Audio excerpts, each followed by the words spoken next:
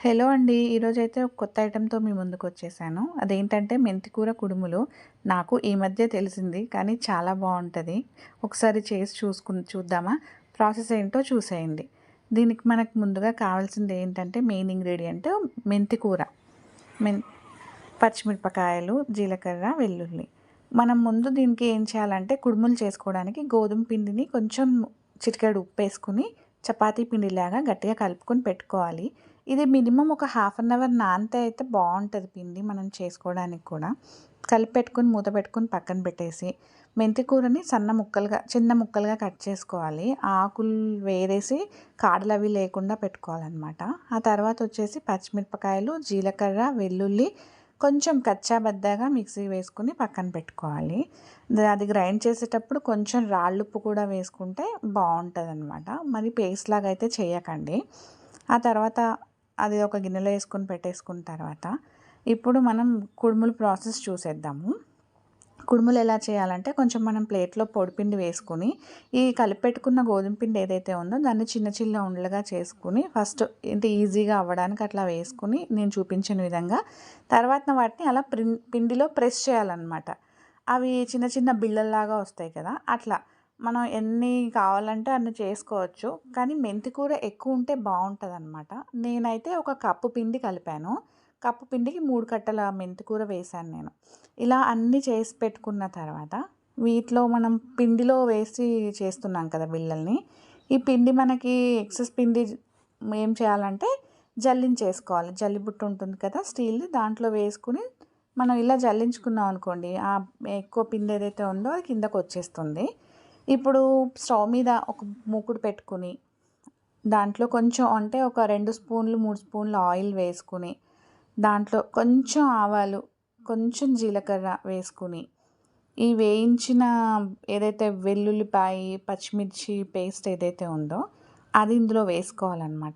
వేసుకుని బాగా కలుపుకోవాలి పచ్చివాసన పోయే వరకు.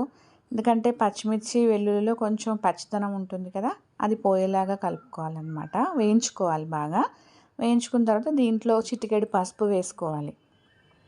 చూడండి నేను వేస్తున్నాను కదా, చిటికెడు పసుపు వేసుకుని అది కూడా కొంచెం బాగా కలుపుకోవాలన్నమాట. ఎలా అంటే గోల్డెన్ బ్రౌన్ కలర్ అంటారు కదా, అలా వచ్చే వరకు కలుపుకోవాలి. కానీ కలుపుతూనే ఉండాలి, గిన్నెలో మాడుతూ ఉంటుంది అది. అందుకని మాడకుండా మనం కలుపుకుంటూనే ఉండాలన్నమాట.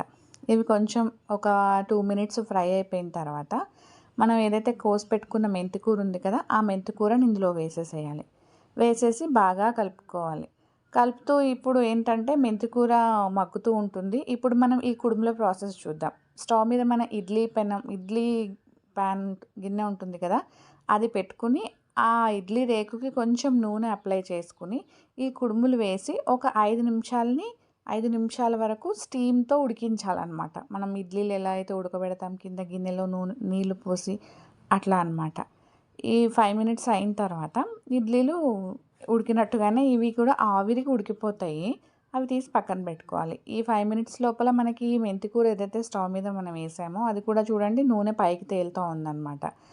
ఇప్పుడు ఈ ఉడకబెట్టుకున్న ఉన్నాయి కదా, ఈ గోధుమ పిండి కుడుములు ఏవైతే ఉన్నాయో అవి తీసి ఈ వేగుతున్న దాంట్లో వేసేయాలి. వేసి మనం ఆల్రెడీ ఇందాక పచ్చిమిరపకాయలు గ్రైండ్ చేసేటప్పుడు సాల్ట్ అందులో యాడ్ చేసాం కాబట్టి ఇందులో మనం వేరేగా సాల్ట్ ఏం యాడ్ చేయనవసరం లేదు. కానీ చాలా బాగుంటుంది, నిజంగా ఒకసారి ట్రై చేయండి. మా చిన్న పాపకైతే చాలా అంటే చాలా ఇష్టం. ఇంతకుముందున్న పక్కింట్లో ఒక వదిన చేసేవారు ఇవి, మంజుల వదిన అని. ఆ వదిన దగ్గర నేర్చుకున్నాను నేను ఈ ప్రాసెస్ అంతా. కానీ చాలా అంటే బాగుంటుంది. కాకపోతే కొంచెం ఏమంటారు లెంతీ ప్రాసెస్ అనమాట. పిండి కలుపుకోవడము, మెంతికూర వేయించుకోవడము, ఇవన్నీను నీళ్ళల్లో అదే ఏమంటారు ఇడ్లీ పాత్రలో ఉడకబెట్టుకోవడము, ఇదంతా కొంచెం టైం ఎక్కువ అనిపిస్తుంది. కానీ ఒకసారి చెయ్యండి, చాలా అంటే చాలా బాగుంటుంది. ఖచ్చితంగా మీ ఇంట్లో అందరూ ఇష్టపడతారు. ఇప్పుడు ఈ ఉడికించిన కుడుముల్ని ఈ మెంతికూరలో వేసేసి బాగా కలుపుకోవాలి. అండ్ ఒక 5 మినిట్స్ అట్లా కలుపుకుంటూనే ఉండాలి. ఇది కూడా అడుగు పడుతూ ఉంటుంది. అడుగు పట్టకుండా మనం కలుపుకుంటూ ఉండాలన్నమాట. కలుపుకున్న తర్వాత ఇప్పుడు దాన్ని మామూలుగా మనం వేడిగా కూడా తినచ్చు, చల్లగా కూడా తినచ్చు. నేనైతే వేడిగా దాంట్లో కొంచెం ఉల్లిపాయ అలా వేసుకుని తింటాను. చాలా అంటే చాలా బాగుంటుంది. ఈ పచ్చిమిరపకాయలు మనం గ్రైండ్ చేసేటప్పుడు కొంచెం ఎక్కువ వేసుకోవాలి. కొంచెం కారం కారంగా ఉంటే మాత్రం చాలా బాగుంటుంది. స్పైసీగా ఉంటేనే బాగుంటుంది, చప్పగా ఉంటే బాగోదు. ఇదిగోండి చూడండి, పచ్చి ఉల్లిపాయలు వేసేసాను. ఇవి వేసుకుని తింటూను చాలా బాగుంటుంది.